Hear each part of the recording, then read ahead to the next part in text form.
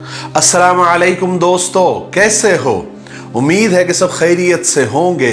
अल्लाह आप लोगों को ऐसे ही खुश रखे। सरकार दो आलम सल्लल्लाहु अलैहि वसल्लम की पूरी जिंदगी पर बनने वाली वीडियो सीरीज जिसका नाम मोहम्मद सबके लिए है सल्लल्लाहु अलैहि वसल्लम, उसका ये 11वां हिस्सा यानी पार्ट 11 है। थोड़ा हम रीकैप कर लेते हैं कि हमने 10वें हिस्से में क्या सुना। हमने 10वें हिस्से में सुना कि मक्का में एक बहुत मालदार और नेक और पाकबाज खातून थी जिनका नाम खदीजा था। उन्होंने अपना तिजारती माल यानी बेचने के लिए माल आप सल्लल्लाहु अलैहि वसल्लम को दिया और आप उस सामान को लेकर मुल्क शाम तिजारत की गर्ज से गए और मुल्क शाम के सरहदी शहर बुसरा में आपने पड़ाव डाला। वहां पर एक सूखे दरख्त के नीचे आप आराम करने के लिए और टेक लगाने के लिए बैठे ही थे कि वो दरख्त हरा हो गया। उसके करीब ही एक गिरजाघर, एक कनीसा था। वहां पर एक बूढ़ा राहिब नस्तुरा रहा करता था। उसने जब आपको देखा तो आपको पहचान लिया और उसी वक्त पेशन गोई की कि ये आखिरी नबी है, नबी आखिरुज़्ज़मा है। उसके बाद आप सल्लल्लाहु अलैहि वसल्लम ने शाम के बाजार में अपनी ईमानदारी, अमानतदारी, दयानतदारी के वो झंडे गाड़े और ऐसी बेहतरीन अंदाज में आपने तिजारत की, व्यवहार किया, मामलात किए कि लोग दंग रह गए। आपने इस ईमानदारी के साथ ही खूब नफा कमाया। हर साल के मुकाबले में 2 गुना और डबल आपने मुनाफा कमाया, प्रॉफिट कमाया। फिर हजरत खदीजा रजी अल्लाह तआला अन्हा के पास आकर आप सल्लल्लाहु अलैहि वसल्लम ने भी और हजरत खदीजा के जो गुलाम थे मैसरा, उन्होंने भी सारी बातें आकर सुनाई। तो हजरत खदीजा रजी अल्लाह तआला अन्हा के दिल में आपका एहतराम, आपकी इज्जत और बढ़ गई। हमने आपकी सहूलत के लिए 10 वीडियो के हिस्से और पार्ट के वीडियो लिंक नीचे डिस्क्रिप्शन में दिए हुए हैं। आप लोग वहां जाकर उस लिंक पर क्लिक करके आप सारे वीडियो देख सकते हैं। चलिए अब आगे सुनते हैं। हजरत खदीजा ताहिरा रज़ी अल्लाह तआला अन्हा के एक चचाजाद भाई थे जिनका नाम वर्का बिन नौफल था। उन्होंने ईसाई मजहब इख्तियार कर लिया था और वो बहुत बड़े आलिम थे। एक दफा हजरत खदीजा रजी अल्लाह तआला अन्हा अपने चचाजाद भाई के पास मिलने के लिए गई और हुजूर पाक सल्लल्लाहु अलैहि वसल्लम की ये सारी बातें बताई जो उन्होंने मैसरा की ज़बानी सुनी थी और खुद उन्होंने अपनी आंखों से भी वो सब बातें और वो सब मंजर देखा था। वर्का बिन नौफल ने हजरत खदीजा रजी अल्लाह तआला अन्हा की जब ये सारी बातें सुनी तो हैरान हो गए और कहने लगे कि ए खदीजा, अगर तुम्हारी ये बातें सच्ची है तो तुम ये समझ लो कि ये मोहम्मद सल्लल्लाहु अलैहि वसल्लम इस उम्मत के आखिरी नबी है। मुझे मालूम है, मैंने पढ़ा है कि एक नबी अनकरीब आने वाले हैं और सब लोग उनका इंतजार कर रहे हैं। जब वर्का बिन नौफल की बातें हजरत खदीजा रज़ी अल्लाह तआला अन्हा ने सुनी तो हजरत खदीजा के दिल में हुजूर पाक सल्लल्लाहु अलैहि वसल्लम की मोहब्बत और एहतराम और बढ़ गया। अब वो ये आरजू करने लगी कि ये अमानतदार नौजवान उनके शौहर बन जाए, उनके हस्बैंड बन जाए। और ये आरजू इतनी बड़ी कि एक रोज हजरत खदीजा रजी अल्लाह तआला अन्हा ने एक नफीसा नाम की औरत जो उनकी सहेली थी, दोस्त थी, उनको बुलाया और उनसे कहा कि तुम मोहम्मद के पास जाकर सल्लल्लाहु अलैहि वसल्लम मेरा निकाह का पैगाम दे दो। उस औरत ने ऐसा ही किया, हुजूर के पास आई और इधर उधर की बातें करने लगी और बातें करते हुए एक सवाल किया कि ऐ मोहम्मद, तुम शादी क्यों नहीं करते, क्या वजह है? तो हुजूर ने फरमाया कि मेरे पास इतने पैसे कहां हैं कि मैं शादी कर सकूं। तो नफीसा ने कहा कि अगर इसके बगैर ही आपको हुस्न, जमाल, दौलत और इज्जत मिल जाए तो कैसा रहेगा? हुजूर ने फरमाया कि आप इतना घुमा फिरा कर क्यों बात कर रही है, आप बताइए कि वो कौन है? नफीसा ने कहा कि खदीजा। हुजूर ने ताज्जुब से पूछा कि वो मुझसे शादी कैसे कर लेगी, वो कैसे राजी होगी? چونکہ حضرت خدیجہ رضی اللہ تعالیٰ عنہ اپنے حسن جمال، دولت اور پاک بازی کی وجہ سے پورے مکہ میں مشہور تھی۔ مکہ کے بڑے بڑے سرداروں نے اپنے نکاح کے پیغام بھیجے تھے اور سب حضرت خدیجہ سے نکاح کرنا چاہتے تھے، مگر حضرت خدیجہ سب کو انکار کر دیتی تھی، اور حضرت خدیجہ کا انکار پورے مکہ میں مشہور تھا۔ اسی وجہ سے حضور پاک صلی اللہ علیہ وسلم کو یہ خیال ہوا کہ جب وہ ہر ایک کو انکار کر دیتی ہے تو مجھ سے کیسے راضی ہوگی۔ تو نفیسہ نے آپ کی باتوں سے ساری چیزوں کا اندازہ لگا لیا، آپ کے خیال کا اندازہ لگا لیا، آپ کے ارادے کا اندازہ لگا لیا۔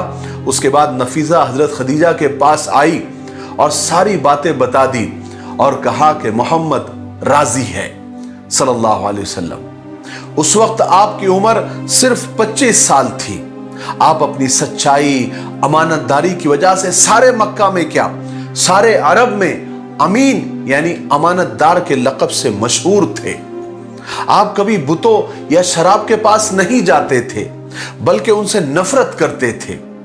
حالانکہ اس وقت مکہ میں ہر طرح کی برائیاں پھیلی ہوئی تھی، شر پھیلا ہوا تھا، مگر آپ ان سے دور الگ تھلگ ہی رہا کرتے تھے۔ یہی وجہ تھی کہ ہر چھوٹا بڑا امیر غریب آپ کی عزت کرتا تھا۔ ان سب خوبیوں کے علاوہ آپ خود انتہائی خوبصورت اور خوبصورت نوجوان تھے۔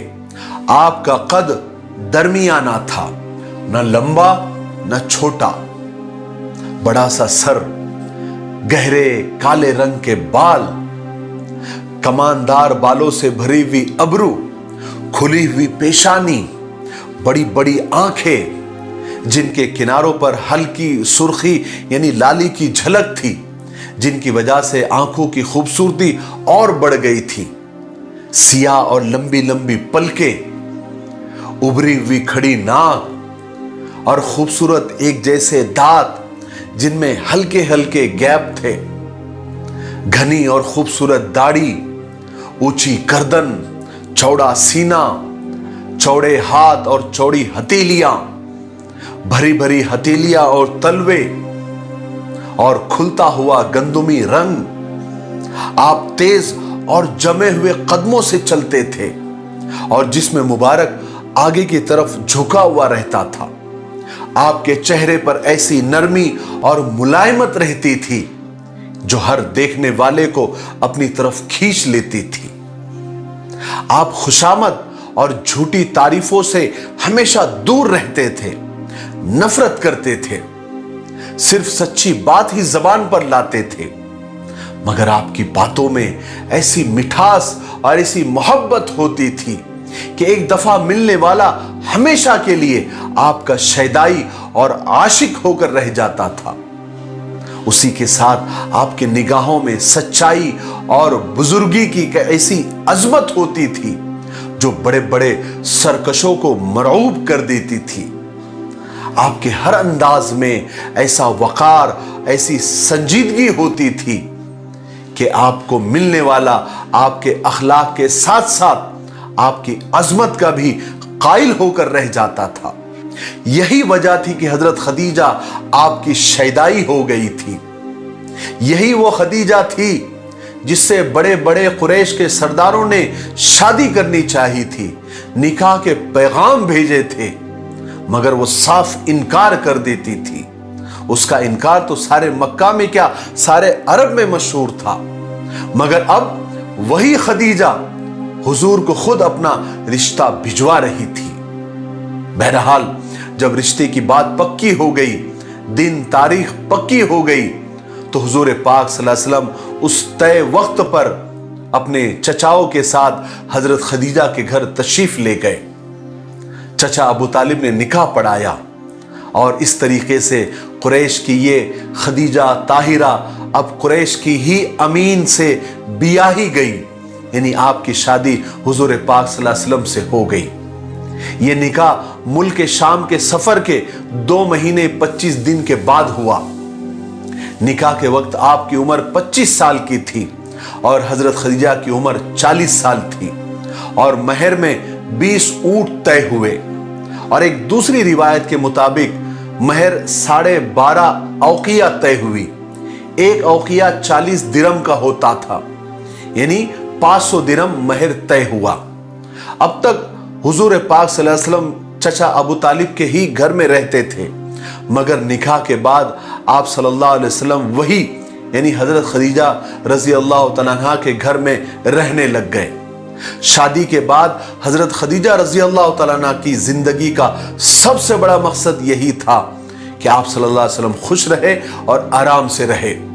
चूंकि हुजूर पाक सल्लल्लाहु अलैहि वसल्लम को तन्हाई और सुकून पसंद था, ऐसी जगह जहां शोर और हंगामा ना हो, चिल्ला पुकार ना हो, तो हजरत खदीजा रजी अल्लाह तआला अन्हा अपनी ताकत भर इस बात का ख्याल रखती थी और कोशिश करती थी कि हुजूर पाक सल्लल्लाहु अलैहि वसल्लम को कोई भी और किसी भी किस्म की कोई तकलीफ ना हो।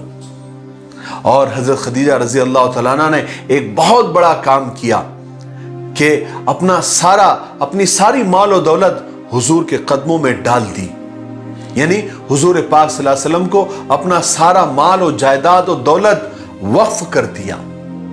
मगर हुजूर पाक सल्लल्लाहु अलैहि वसल्लम ने कभी हजरत खदीजा रजी अल्लाह तआला अन्हा के माल पर नजर नहीं रखी, ना ही कभी उसे इस्तेमाल किया, बल्कि आपने ये किया कि अब तक सारी मेहनत और सारा कारोबार हजरत खदीजा किया करती थी, शादी के बाद आप भी उस कारोबार में हाथ बटाने लगे, बल्कि सारा इंतजाम आपने संभाल लिया और आपने अमानतदारी, दयानतदारी, ईमानदारी के साथ ऐसा कारोबार किया, ऐसा व्यवहार किया, ऐसे मामलात किए कि उस कारोबार में खूब बरकत होने लगी और प्रॉफिट और नफा कई गुना बढ़ गया। और हुजूर पाक सल्लल्लाहु अलैहि वसल्लम हजरत खदीजा के साथ बहुत अच्छा मामला किया करते थे। आप हजरत खदीजा के पूरे हुकूक अदा किया करते थे। हालांकि आपको तन्हाई पसंद थी, लेकिन आप वक्त निकालकर अपनी चहीती बीवी हजरत खदीजा के पास आकर बैठते थे, वक्त देते थे, उनके साथ वक्त गुजारते थे, उनसे बातें करते थे, हल्की फुल्की हंसी मजाक भी किया करते थे और कारोबार के बारे में राय मशवरा भी किया करते थे और हजरत खदीजा को यानी अपनी बीवी को बहुत अहमियत देते थे, बहुत इज्जत देते थे। अगरचे उस वक्त सारे अरब में बुत परस्ती फैली हुई थी, खास करके बैतुल्लाह में सैकड़ों बुत रखे हुए थे, लेकिन इतनी सारी बुत परस्ती के बावजूद अरबों में बैतुल्लाह की यानी काबे की इज्जत आज भी बहुत ज्यादा थी। वो काबे की बहुत ज्यादा इज्जत करते थे, अल्लाह का घर समझते थे, उसका तवाफ करते थे। बैतुल्लाह हजरत इब्राहिम अलैहिस्सलाम ने तामीर किया था, यानी उसको बनाया था, जैसे हमने पिछले वीडियो में उसकी सारी तफसील आपको बताई थी। काबा को बनाए हुए अब हजारों साल बीत गए थे और इतना बड़ा वक्त गुजरने की वजह से काबे की दीवारें बहुत ज्यादा खराब और कमजोर हो गई थी। फिर उसी जमाने में एक सैलाब भी आ गया और काबा चूंकि नीचे की तरफ में है यानी गड्ढे में है, तो उसकी वजह से पहाड़ों का सारा पानी काबे में जमा हो गया। इसी वजह से काबे की दीवारें और ज्यादा कमजोर और खराब हो गई, यहां तक कि काबे की दीवारें गिरने का लोगों को डर लगने लगा। इसलिए मक्का वालों को सख्त फिक्र हुई। उन्होंने बैठकर मशवरा किया और यह तय किया कि काबा को शहीद करके दोबारा उसकी तामीर करनी चाहिए। फिर इत्तेफाक राय से यह तय हो गया कि काबे को शहीद किया जाएगा और उसको दोबारा तामीर किया जाएगा और इस बार काबे की दीवारें जरा ऊंची बनाई जाएगी और उस पर छत भी डाली जाएगी, क्योंकि पहले काबे को छत नहीं थी, और अंदर जाने का दरवाजा छोटा और ऊंचा बनाया जाएगा ताकि उसकी हिफाजत हो सके और सीढ़ी लगाकर जाना पड़े। फिर आखिर सब ने मिलकर यह तय कर दिया कि अब काबे को शहीद करके दोबारा बनाया जाए। काबे की तामीर मक्का वालों के लिए बहुत इज्जत और खुशनसीबी की बात थी, इसलिए हर शख्स उसमें हिस्सा लेना चाहता था। इसलिए उन्होंने मिल बैठकर यह तय किया कि चारों दीवारों का काम अलग अलग खानदान को बांट दिया जाए। दाएं तरफ की दीवार एक खानदान बनाएगा और बाएं तरफ की दीवार एक खानदान बनाएगा, आगे की दीवार अलग खानदान और पीछे की दीवार अलग खानदान। इस तरह उन्होंने सारे काम तकसीम कर लिए ताकि कोई झगड़ा ना हो, फसाद ना हो। इस तरह पूरे जोश और खरोश के साथ काबे का काम शुरू हुआ। पहले ईंटें और पत्थर लाने का काम शुरू हुआ। उस वक्त हुजूर पाक सल्लल्लाहु अलैहि वसल्लम की उम्र 35 यानी 35 साल की थी। आपने भी काबे की तामीर में, कंस्ट्रक्शन में बढ़ चढ़कर हिस्सा लिया और सबके साथ ईंटें और पत्थर लाने लगे। मैं आपकी मालूमात के लिए बता दूं कि ये काबे की यानी बैतुल्लाह की तामीर तीसरी बार हो रही थी। सबसे पहले हजरत आदम अलैहिस्सलाम ने इसकी तामीर फरमाई थी, क्योंकि हुजूर पाक सल्लल्लाहु अलैहि वसल्लम खुद फरमाते हैं एक हदीस पाक में कि हजरत जिब्राइल अलैहिस्सलाम हजरत आदम के पास आए और बैतुल्लाह की तामीर यानी काबा बनाने का हुक्म दिया। जब हजरत आदम अलैहिस्सलाम ने काबा बना दिया तो हुक्म हुआ कि उसका तवाफ करो और इरशाद हुआ कि ए आदम, तुम पहले इंसान हो और ये खुदा का पहला घर है जो लोगों की इबादत के लिए बनाया गया है। फिर हजरत आदम अलैहिस्सलाम के बाद नूह अलैहिस्सलाम के जमाने में तूफान आया, पानी का तूफान आया, तो बैतुल्लाह का नामो निशान भी बाकी नहीं रहा। फिर हजरत इब्राहिम अलैहिस्सलाम के जमाने में दोबारा बैतुल्लाह की तामीर का हुक्म हुआ। चूंकि नामो निशान बाकी नहीं था, इसलिए हजरत जिब्राइल अलैहिस्सलाम ने खुद आकर वो निशानात बताए और हजरत इब्राहिम और हजरत इस्माइल अलैहिस्सलाम ने काबे की दोबारा तामीर की, जिसका किस्सा हमने इसी सीरीज के पहले वीडियो में तफसील से सुन लिया। अब ये जो तामीर हो रही थी, ये तीसरी बार थी जब काबे की तामीर हो रही थी, उसका कंस्ट्रक्शन हो रहा था। और ये जान लो कि ये आप सल्लल्लाहु अलैहि वसल्लम की उम्र इस वक्त 35 साल की थी, 35 इयर्स की थी। ठीक है, आज के लिए इतना काफी है, इसलिए हम यहीं पर रुक जाते हैं क्योंकि वीडियो काफी लंबा हो रहा है। हम आने वाले 12वें हिस्से में आपको बताएंगे कि काबे की तामीर के वक्त क्या क्या मसाइल पेश आए, क्योंकि कोई काबा शहीद करने को तैयार ही नहीं था। फिर उसके बाद जैसे तैसे शहीद करके काबे की तामीर हुई। फिर उसके बाद हजर अस्वद रखने का मसला आया, एक बहुत बड़ा झगड़ा हुआ। फिर उसमें आप सल्लल्लाहु अलैहि वसल्लम ने कितना बड़ा रोल अदा किया, ये भी हम आपको 12वें हिस्से में इंशाअल्लाह तफसील से बताएंगे। तब तक थोड़ा इंतजार करें और आप अपने वादे पर कायम रहें। इन सीरीज के वीडियो को मोहम्मद सब के लिए सल्लल्लाहु अलैहि वसल्लम, इन वीडियोस को आप ज्यादा से ज्यादा शेयर करें, खास करके नौजवानों में, ताकि वो आप सल्लल्लाहु अलैहि वसल्लम की जिंदगी को और आप सल्लल्लाहु अलैहि वसल्लम को करीब से जाने। ये आपके लिए सदक़े जारिया होगा। मुझे उम्मीद है कि आप ऐसा कर रहे हैं और आइंदा भी आप ऐसा करेंगे। ठीक है, मेरे लिए, पूरी उम्मत के लिए और पूरी इंसानियत के लिए खैर और भलाई की दुआ करते रहें। अस्सलामु अलैकुम व रहमतुल्लाहि व बरकातुहू।